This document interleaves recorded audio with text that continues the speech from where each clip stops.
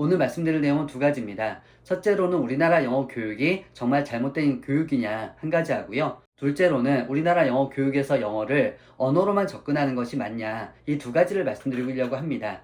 첫째로는 일단은 우리나라 영어 교육이 정말 잘못된 교육이냐를 말씀드리고 싶은데 우리나라 영어 교육을 옹호한다거나 아니면 뭐 제 시각을 강요한다거나 그러려고 말씀드리는 게 아니고 어쨌든 아이들이 공부를 해서 뭐 수능이라던가 이런 것들을 치러야 되는데 자꾸 이제 다른 시각을 보게 되면은 영어에 대한 혼선이 생겨서 아이들이 낭비하는 시간들이 좀 많아지거든요. 그래서 그런 어떤 불필요한 어떤 혼선을 줄일 수 있지 않을까 해서 말씀을 드리는 거고요.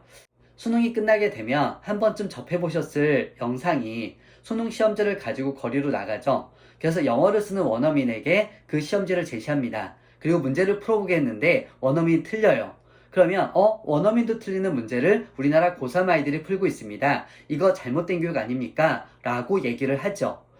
그럴 수도 있죠. 그럴 수 있는데 이 시각만 있냐를 한번 생각해 봐야 되는데 그러려면 고등학교 교육의 목표가 뭔지 한번 잠깐 생각해 보면 되게 간단하거든요. 고등학교의 교육 목표는 특히 인문계 고등학교 경우에는 대학 진학이 목표죠. 그럼 대학교란 기관은 어떤 기관이냐 봤을 때 대학원을 준비하는 기관이죠.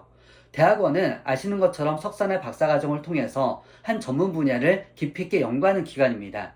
그러려면 거기에 대한 제반 지식을 갖춰줘야 되는데 그 제반 지식을 갖추는 기관이 대학교죠. 물론 우리나라에서는 취업의 어떤 중간 역할을 하는 기관의 역할을 많이 하고 있고 그것도 맞죠. 그런데 본연의 어떤 임무 자체는 대학교는 그런 임무죠. 그러면 고등학교에서 그럼 교육을 시킬 때 대학교에 들어갔을 때 그래도 아이들이 접할 수 있는 것들을 만들어주는 게 맞죠. 그렇게 보면 또 한 가지는 생각해 보시면 그러니까 웬만한 전공들은 대학교에 들어가서 원서를 보게 되는데 그 원서 대부분이 영어로 돼 있단 말이죠. 그러면 기본적인 어떤 문장 구조라던가 어휘라던가 내용 파악을 할 수 있어야 대학교에 들어가서 그래도 학문을 접근할 수 있기 때문에 그런 취지로 봤을 때 그러면 고등학교에서 지금 대학교를 준비하는 교육을 하는데 단순히 우리가 뭐 원어민 만났을 때 인사하고 뭐 아니면 날씨 묻고 뭐 내 컨디션 얘기하고 뭐 이런 쪽만 얘기하는 것이 맞냐라고 봤을 때 그거는 아닐 거란 얘기죠.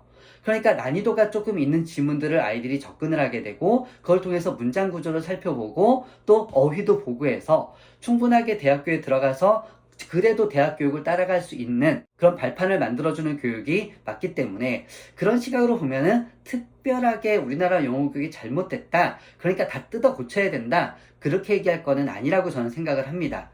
그거 한 가지 하고요. 둘째로는 우리나라 영어 교육에서 영어를 언어로 보는 게 맞냐. 그러니까 저 개인적으로는 사실은 언어적인 측면과 과목적인 측면을 두 개를 다 동시에 갖고 있다고 보거든요. 그러니까 언어적인 측면으로 보게 되면은 노출이 되게 많아야 돼요.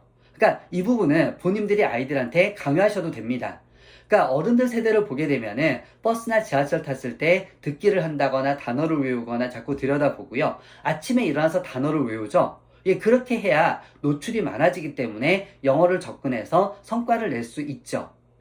물론 그러니까 다른 과목도 노출이 많아야 되죠. 근데 예를 들어서 한국사라든가 수학도 기본이 있어야 되지만 일정한 파트를 내가 되게 팠을 때에는 그 파트에 있는 문제는 어느 정도 풀 수는 있거든요.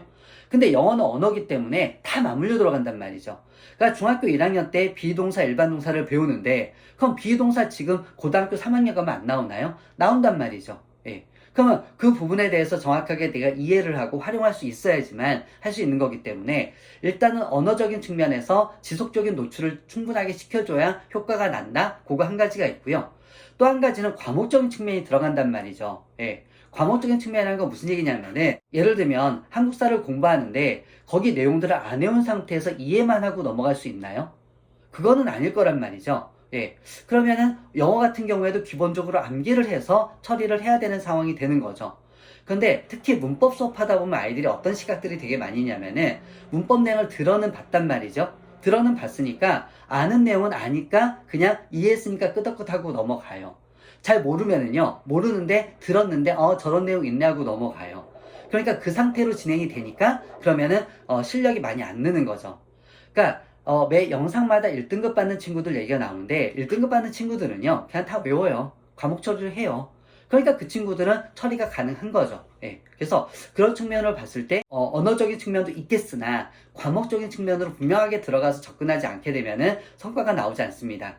특히 언어적인 측면으로만 생각하거나 과목적인 측면으로 생각해서 놔버리거나 안 해버리거나 이렇게 되어 보니까 아이들 실력이 잘 안 올라가거든요. 예. 그래서 그런 부분은 참고하셔야 됩니다. 그런데 두 번째 시각을 보시면 그러면 이거 언어인데 왜 꼭 이렇게 접근해요? 우리나라에서 영어 교육이 고등학교 교육으로 들어가 있고 인문계 고등학교의 목표는 대학교 진학이니까 그럼 대학교 아이들이 들어갔을 때 아이들이 적어도 뒤처지지 않게 하려면 기본적인 어떤 지식을 갖춰야 되는 거고 그거를 평가하고자 하는 시험 자체가 수능인 거잖아요.